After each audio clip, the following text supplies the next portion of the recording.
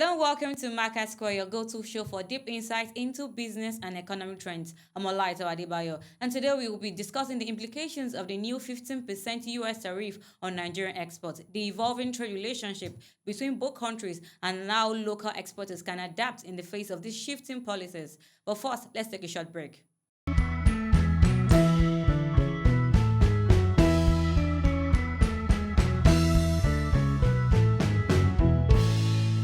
Welcome back to MarketSquare. Nigeria now finds itself among nearly 40 countries subject to a 15% reciprocal tariff on exports to the United States. This follows a July 31st executive order by President Trump, effective August 7th. This policy mandates higher duties on countries running trade deficits with the US like Nigeria, while nations with trade surplus pay 10% tariff. This move marks an escalation in Trump's protectionist trade policy, coming just months after he initially imposed a 14% duty on Nigerian goods in April. That tariff was temporarily suspended for 19 days, then extended by 1 month to allow room for negotiations.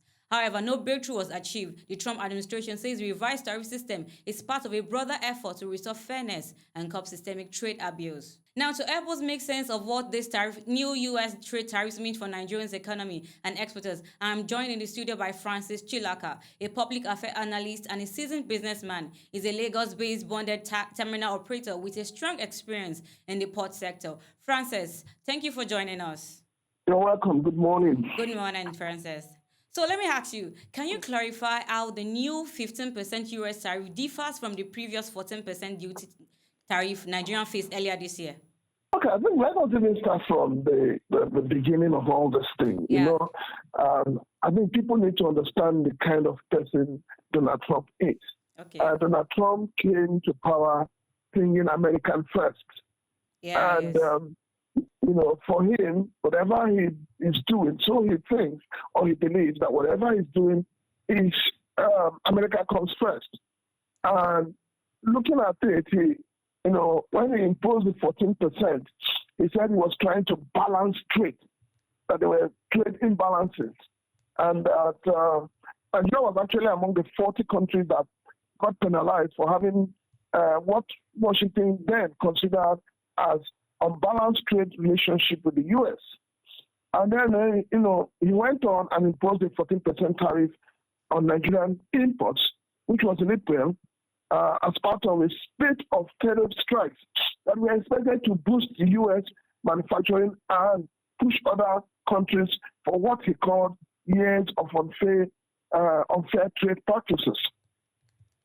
As you know, the duty got suspended for 90 days Yes. and then extended for another 1 month to allow negotiations. But interestingly, the Nigerian government did not see the need to sit down with the Trump administration to enter into any negotiations. So apparently it was as if the Nigerian government didn't care. So they didn't show concern. So they just accepted the tariff like that? No, I wouldn't even accept it. It was like, this nonchalant attitude. Okay. That, well, if I tell you this is what I want, and if you feel interested, what do? You come to the negotiating table. Yeah. So I think that the 15%, let us get it clear, the 15% is not the 14%. The 15% is said to be penalty, for defaulting. It's a penalty for default. It's not like it was the original 14%. No, the 15% is penalty on goods entering American borders. So I think it's just because of the fact that the government showed a nonchalant attitude. The government didn't respond to, maybe the earlier 14%. So they decided to ignore the 14% and then impose a penalty of 15%. Okay. Yeah, so, okay, I'm listening, sir. No, go ahead. So what implication might this have on non-oil export like the cocoa, fertilizers, and manufactured goods? What you first of all ask, what is really, how much of our cocoa is being exported to the American market? Yeah. Nigeria is basically an oil exporting country. So what we really send to America is oil and, the other products, like the byproducts of oil. But, obviously we are going to suffer a very serious setback. And that setback is as a result of Nigerians' reliance on the American market Yes. as an export destination. So these tariffs also threaten to, nullify trade preferences that long established in the African growth and opportunity at AGWA. But at the time too, we all know that program, we're not too sure of the future of that program. So all these things added up is going to not only affect Nigeria, but it's going to affect the entire African continent. But in all of this, I think also, and I believe that it also presents an opportunity for the African continent and an opportunity for Nigerians. Okay, so what opportunities do you think it presents for the Nigerians? So what it means is that the African continent and Nigeria should now consider resetting its own trade relationships with the American government. We need to reposition ourselves as a vital and strategic trade partner, and then advance and deepen our long-pending economic integration goals. This is a time for us to come out and say, oh, we need to reassess, our foreign trade relationship, the laws affecting our, foreign trade, our security, and our development strategies. It's a wake-up call for the African continent. It's a wake-up call for Nigeria. So we need to begin to think as if there is no box. And then, when these things happen and the trade reduces, America too will suffer it. Because if the continent decides that, okay, because of this tariffs you're imposing, we too will want to, reciprocate it or want to stop trading with you, American government will suffer because the products they get from Africa, they will not get it. But it means that the African continent must work together and not as individuals. Because if they work as individuals, nothing will be achieved. So it is better they all work together and find a way to be able to come out as a body and see how they can subdue this whole, I call it unfair treatment that Trump is putting out, on people. But you see, it boils down to the African continent, the African continent, are we ready? Are we ready to stand our grounds? Okay. Are we ready to say, you give us this, we give you that?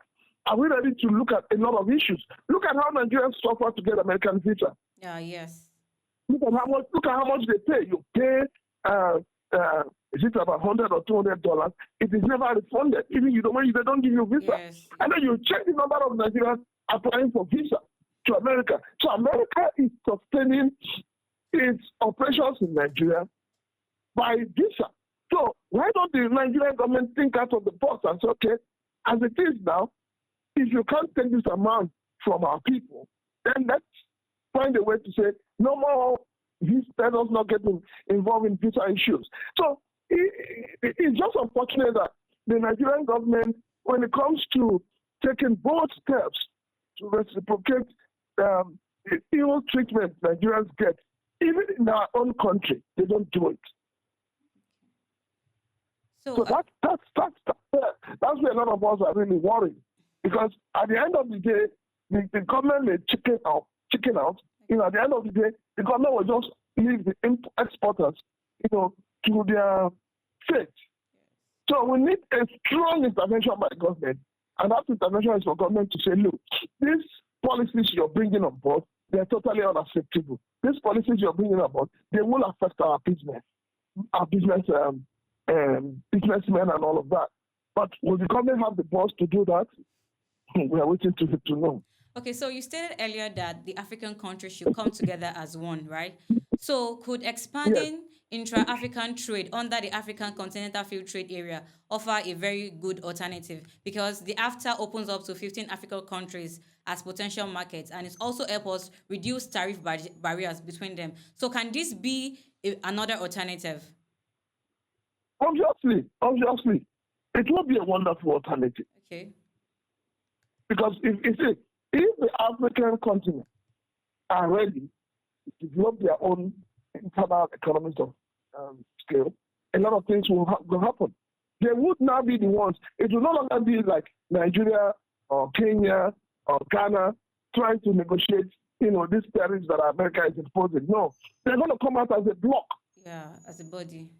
And if you come out as a bloc, you gain more than when you go individually. So it will make more sense if this whole tariff imposition by America helps the African leaders to think out of the box, to see the need to work together, to see the need to ensure that the African continent speaks with one voice.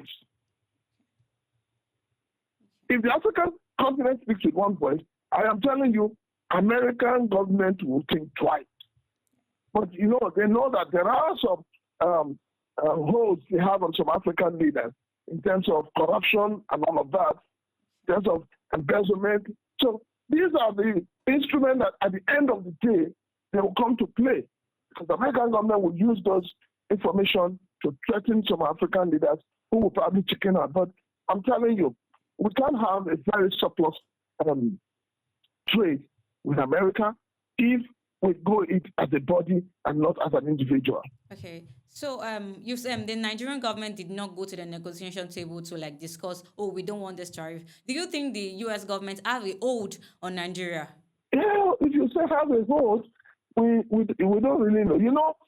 Since this present administration came to power, yeah, that's the Bola Ahmed Tinubu. Yes. First of all, he had issues over his certificates in America. Yes, he had issues over drug-related cases. Cases in America. And then, if you notice, since they came to power, first of all, this government was holding, is it Binance, the executive of Binance?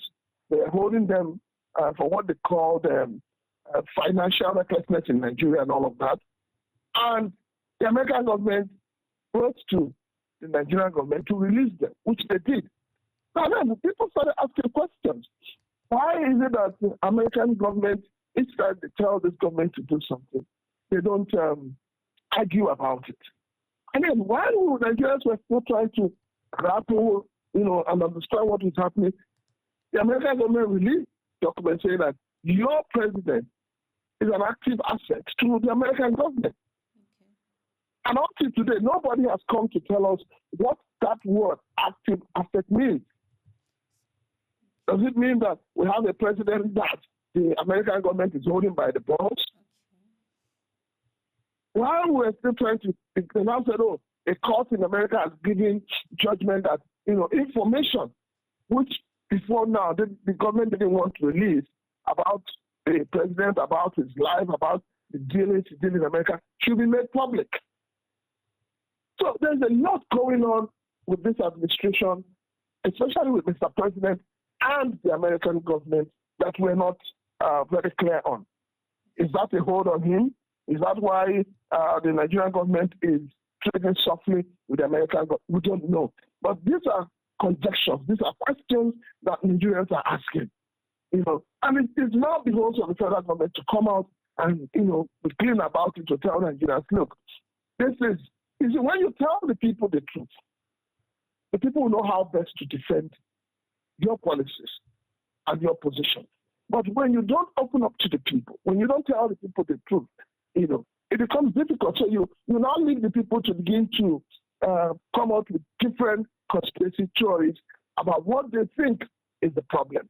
But I'll tell you this, the issue of tariff, for me, it has nothing to do whether the government is dancing to the tune of the American. No, it's just that Donald Trump comes with this mindset of America first. Yes. And also, don't forget that he is also trying to see how to fight the Asian tigers, especially China and all of that. Yeah, especially China, yeah. So whatever he's doing, he's looking at, how to make America stronger in the world and how to make America stronger in terms of trade.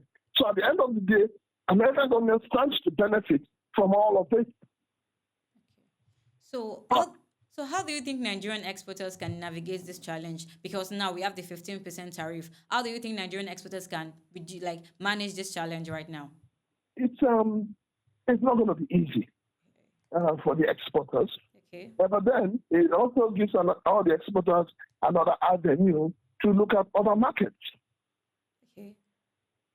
So yes, it opens door for you to, if the U.S. is becoming too stringent and too difficult for you to do business with, you look for other countries that are also taking those products. But it's not going to be an easy process for them. No, it's not going to be easy, but what do you do in the face of a situation that you cannot hold on to? What do? You need to survive. And that is why we're humans. Yes, we're humans. What makes us different from robots and everything is the fact that we can think. We just find we have answers and solutions to every situation. You see, in the last 2 years, let us be very clear, in the last 2 years, Nigeria's export to the United States have consistently ranged between $5 and, 5 to 6 billion annually. You understand what I'm saying? Yeah, which is about over 90%. Yeah, that's 90%. Which comprises of crude oil, petroleum, mineral fuels, oils, and gas products. Now, the second largest export category, accounting for approximately 2 to 3%, includes fertilizers and urea, followed by lead, which represents 1% of total exports, valued at about $82 million. Nigeria also exports smaller quantities of agricultural products, such as live plants, flour, and nuts, which account for less than 2% of our total exports to the U.S. So, Nigeria has long dominated oil export to the U.S. I hope you understand that. Yeah, I understand, so sir. I'm following, sir. More of Nigeria's major export is not what you and I or the ordinary exporter send. That is insignificant. It is the Nigerian government in terms of their dealings directly with the American government, and this is, based on oil. So the major export, which we have an advantage, is oil. But every other small quantity of all of agricultural and all of that, what percentage is that? But I will tell you this, that, it is going to, this whole thing is going to impact, and it's going to create competitiveness of Nigerian goods in the U.S. for businesses in the non-oil sector. Because if you're putting a 10% tariff on it, you're going to have, there's going to be a competition. Yeah, there's going to be, definitely. Yeah, so it also depends on how is government going to respond to it. Is the government going to sit back and say, oh, okay, let's take it the way it is and all of that. But we're waiting to see, how our own government responds to it. Well, talking about responding, is there a realistic pathway for Nigerians to seek exemptions or relief or reversal through trade diplomacy or institutions such as the World Trade Organizations? Well, it is a World Trade Organization. Well, Nigeria could, but you see, the point is this. First and foremost, when the 14% tariff was imposed, okay, sir. And got suspended over a period of 90 days and then 1 month. And the Nigerian government, that was an open window for the Nigerian government to enter into proper negotiations. Now, the Nigerian government didn't take advantage of that. Nobody has given us reasons why they didn't do that. So, it is until the government comes out to say, oh, when this window was open, we didn't take advantage of it, or we didn't see the need to go into discussions because of this. So the question we should be asking is, even if you go to World Trade Center and all of that, World Trade Organization, if you go to them today, what excuse will you give them for not entering into negotiation with the principal? It's like somebody who is renting an apartment, and the landlord wakes up and gives you a letter and says, your rent from 1 million is going to 2.5 million. And then he tells you that, it is open for you to come and negotiate. And you don't go to negotiate. What does that imply? That period, that window, it implies that you are not Either you're not interested or you don't want to get involved. Now, will it not make sense after the expiration of that window and the landlord now issues you another letter saying, okay, since I did this, the penalty that you didn't come is this. Will you now go back to some people and say, come and follow me to go and negotiate? The question they will ask you is that when the window was open to you, why didn't you take advantage of it?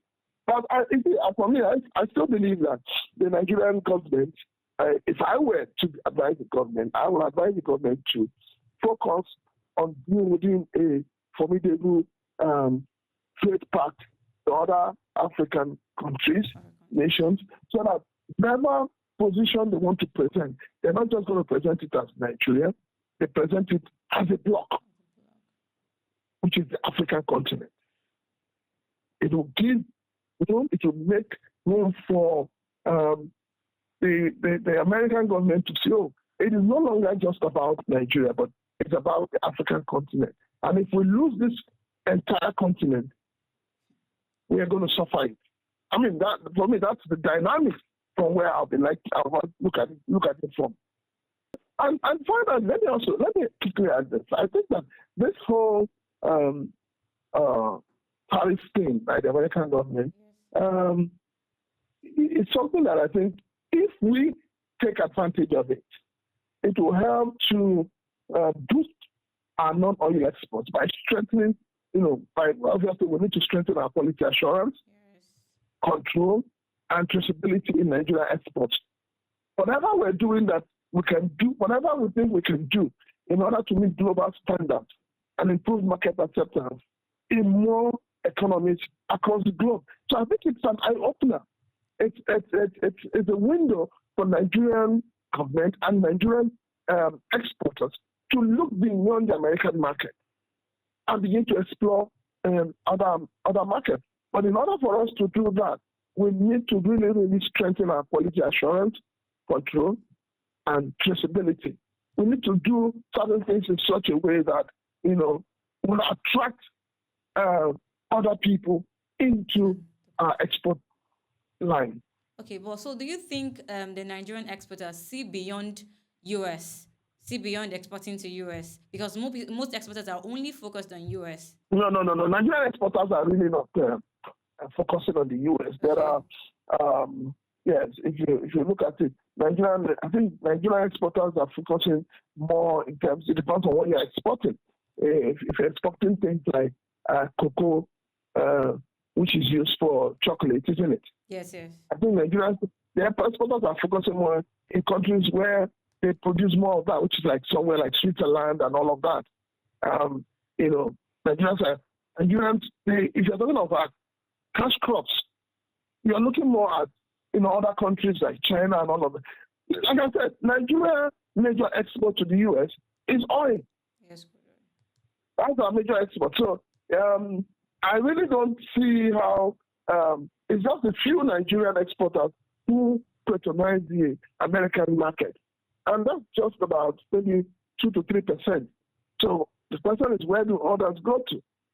I'm not talking of oil. I'm not talking about the byproducts of oil. No, but I'm talking about in terms of cash crops, agricultural products. They don't go to American market is not the real market where they do this. So I think whatever it is, the American government probably wants to hold the Nigerian government, in terms of oil. But like I said, every other thing that we export is just between 2 to 3%. Okay. And this 2 to 3% covers things like fertilizers, urea, lead, and all of that. But 90% of our crude oil and mineral fuel is what we send to America. So while this crude oil may be excluded from the tariff, are there other indirect impacts we should expect on Nigerians' oil exports, particularly regarding the forex inflows or global competitiveness?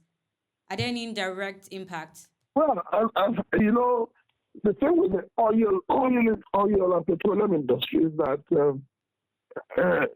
to a large extent, too, OPEC plays a role.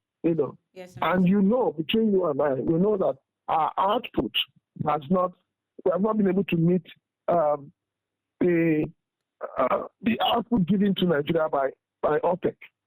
We're still going between 1.6, 1.8. We're hoping it will get better. But it is still there, and that is why the prices of oil is not fixated. It keeps jumping.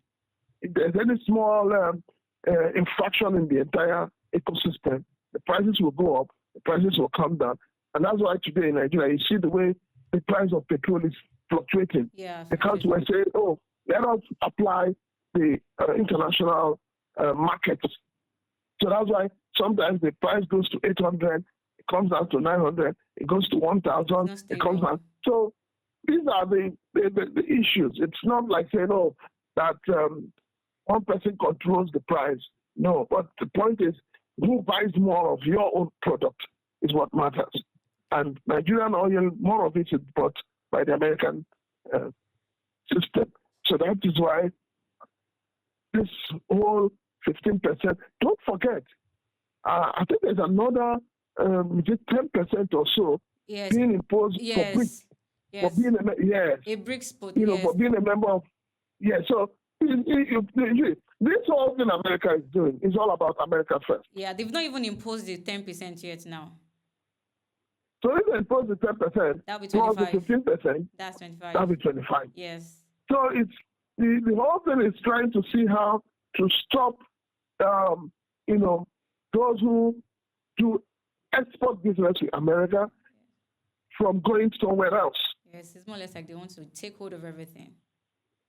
Good. But then if you do that too, and then if BRICS stands its ground, the American government will actually lose out at the end of the day. But it depends. It depends on how strong BRICS is. I think Nigeria just putting a leg into it. Maybe they're testing the waters to see whether it is where they should belong to or not. But also, don't forget that these decisions by Trump are being challenged in the courts. Yes. So we all wait to see. Yes, we all, because normally, the American president does not have the right to impose tariff. It is not the duty of the American government in terms of, it is not the duty of the president to impose tariffs. But knowing the kind of person Trump is doing everything trying to usurp power, and this recklessness of the executive arm of government, just like you have in Nigeria, where the executive arm of government seems to have swallowed the judiciary and the legislative. But in America, it's wrong hold because their own system, they have a system that works. So their system will take care of that, and their system is already taking care of that. So we all have to wait to see, what happens with the court cases, and how far. For now, we won't say that the government won't obey the judgments of the court, but we are waiting to see how far the case will go, and if it is possible, and who would win. Okay, so now we are waiting for the outcome of the court to see how all this tariff situation will go. That's what everybody's waiting for. But while everybody's waiting for it, nations should begin to find alternatives. How do we survive? Instead of just waiting on the court. Man is all about survival. Yes. So nobody will sit down, folding their arms. Everybody's going to be thinking, how do we survive this situation? And so the Nigerian government too should think out of the box. How do we get out of this? If the cases in the court don't hold water, how do the Nigerian businesses who are the 2 to 3% that are patronizing the American market, how do they survive? So government needs to begin to think out of the box. Business owners too need to begin to think out of the box. Okay, so this is like a wake-up call for Nigerian government and business owners to wake up, to know other alternative they can look out to. Thank you so much, Francis. Exactly. Thank you so much, You're Francis, welcome. for sharing your insight with us today. Your perspective has certainly shed light on the broader implications of these tariff changes and the path forward for Nigerian exporters. We appreciate your time and experts. Thank you so much. You're welcome. Thank you. Have a nice day. And you too.